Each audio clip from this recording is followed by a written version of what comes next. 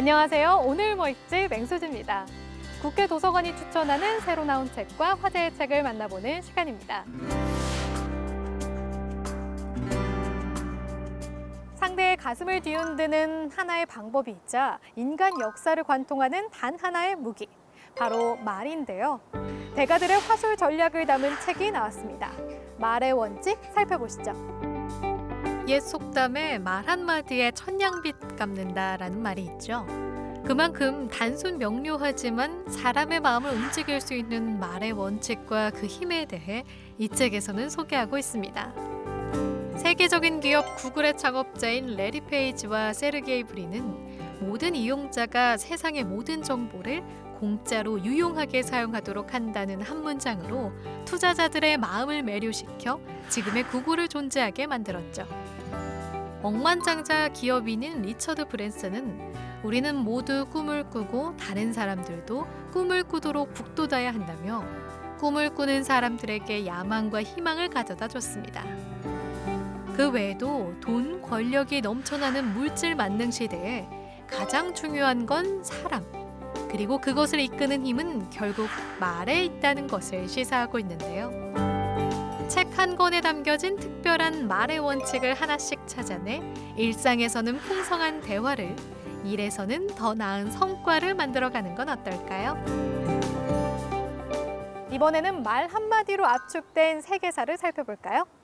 소크라테스, 피타고라스, 아리스토텔레스 등 시대를 앞서간 엘리트들의 결정적 한마디를 다룬 책, 결정적 한마디가 삶의 철학이 된다입니다.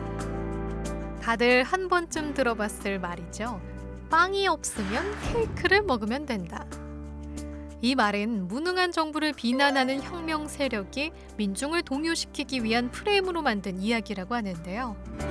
역사의 현장에서 생긴 한마디가 100가지 역사를 웅변해주기도 하고 역사 앞에 홀로 선 선각자의 사투를 증명해주기도 하는데요. 주사위는 던져졌다, 유레카, 인간은 생각하는 갈대다 등 누구나 아는 명언이지만 그 말 속에 담긴 의미나 당시의 상황까지 만나볼 수 있는 책입니다. 고대부터 중세, 근대, 현대를 거치며 완성된 세계사의 진짜 스토리텔링을 접해보시기 바랍니다. 한국 독자들에게도 널리 읽힌 세계적인 베스트셀러 벤앤웨의 말을 걸지 마라, 토킹 투 크레이지 등 설득의 비법을 알려준 작가 마크 고울스톤이 새로운 책을 냈습니다. 나는 왜 내가 제일 힘들까 소개합니다. 이 책은 왜 세상 그 누구보다 나를 다스리기가 제일 힘들까로 시작하는 프롤로그부터 공감을 이끌어내는데요. 4가지 주제로 나를 다스릴 구체적인 방법을 소개하고 있습니다. 각각의 장마다 구체적인 자기 파괴적 행동을 제시하고 실제 사례를 소개한 다음 이를 극복하려면 어떻게 해야 하는지를 간단하고 명료하게 제시해 주는데요. 책에 담겨있는 지극히 현실적인 예시들은 조금 더 편안하고 자연스럽게 나를 찾을 수 있도록 도와줍니다.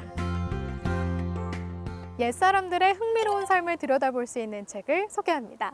제목부터 참 재미난데요. 알아두면 잘난 척하기 딱 좋은 우리 역사 문화사전입니다. 우리는 살아가면서 역사라는 문을 통해 우리의 앞날을 예측하고 상상해보곤 합니다. 이 책은 실생활에서 우리들이 한 번쯤은 궁금증을 가져봤을 만한 역사의 어원이나 문헌의 뒷이야기가 가득한데요. 일제시대 때 만들어진 좌측 통행의 이야기부터 50톤이나 되는 고인돌의 덮개들을 옮긴 비화, 그리고 일정한 수익을 얻기 위해 일을 했던 노비들의 이야기까지 역사의 페이지들을 재미있는 퀴즈 형식으로 풀어내고 있습니다. 예전 우리의 문화나 역사가 생소하게 느껴질 수 있지만 역사가 과거와 현재 그리고 미래를 잇는 열쇠라는 점에서 충분히 읽을 가치가 있는 추천 도서 우리 문화 역사사전. 500페이지가 무색할 만큼 유익하고 재미있는 이 책을 통해 조금 더 현명하고 지혜롭게 살아가는 방법을 배워보는 건 어떨까요? 1592년 임진왜란 당시 일본 규슈로 징집된 조선 도공들의 삶을 담은 책이 나왔습니다. 시간이 흘러 역사 속에 묻혀버린 가슴 아픈 대한민국 도공들의 이야기, 일본 규슈의 조선 도공입니다. 우리나라와 가장 가까운 일본 영토 규슈. 부산에서 보면 눈에 잡힐 만큼 가까워서 익숙한 심리적 거리를 가져다 줍니다. 이 책은 1592년 임진왜란 때 일본 규슈로 징집된 조선 도공들의 삶을 그려내고 있는데요. 그들이 타국에서 어떠한 삶을 살았는지, 그리고 그런 그들을 우리가 어떻게 바라봐야 하는지에 대해 울림 있는 메시지를 던지고 있습니다.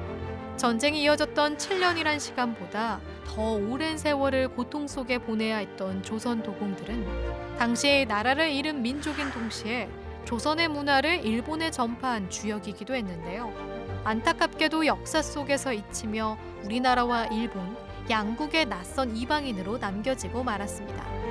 대한민국의 도공이 아닌 일본 규슈의 조선 도공이란 책 제목마저 씁쓸하게 느껴지는 이 한 권의 책으로 역사의 뒤안길로 사라진 조선 도공들의 애환을 느껴보는 시간이 되시기 바랍니다.